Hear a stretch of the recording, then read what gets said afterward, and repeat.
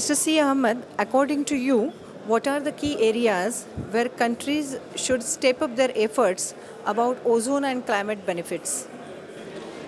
Well, definitely, as you know, since the historic decision of the parties to phase out HCFCs that was taken way back in Montreal in 2007, and for the first time, the parties have called upon protecting the ozone layer, but also bringing a climate benefit, since, as we know, many of the ozone-depleting substances have also a high global warming potential. And unfortunately, even alternatives to the, for example, HCFCs, which have definitely a zero ozone-depleting potential, have yet a high global warming potential. And these are the alternatives available now. So, of course, the challenge for all of us, and in particular the countries and maybe the developing countries, is to look into the alternatives that would bring also the climate benefit. And we're happy as UNIDO that we are looking into such alternatives. They are available. There are still some of them in a stage of testing, but definitely we do have on our table many alternatives that would also bring a climate benefit. And I believe it's a joint effort between an implementing agency like UNIDO and the developing countries to work together and agree on how the industry will step in order to bring that climate benefit as well as protecting the ozone layer.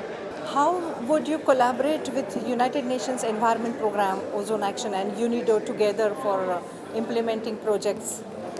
Yeah, definitely. In fact, yesterday I was having a discussion with Mr. Ashende from UNEP DTIE.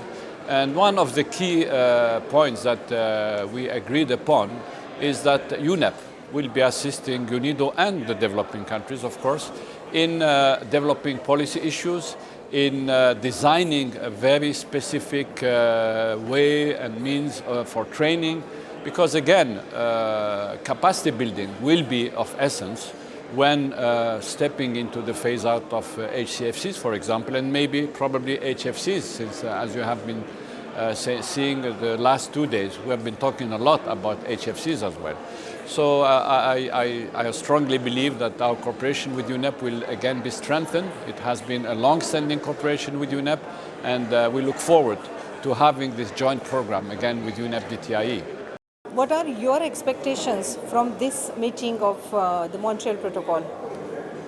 Well, first of all, to tell you the truth, one of the key elements, for example, is to see whether the parties are ready to direct, for example, the executive committee in looking into, again, alternatives that will bring climate benefit and will have a sort of a negative view on for example, the use of HFCs. So that will be a very strong direction to be given to the agencies in order to avoid, again, coming into alternatives that will have a high global warming potential. And as well, if, for example, we have all those discussions on HFCs, whether to have them as controlled substances, is again something that we are very much looking at. We are very attentive to the discussions that are taking place here in Port Ghalib. And of course, we at UNIDO, we will be very forthcoming in looking into new directions that I presume the parties are also looking at.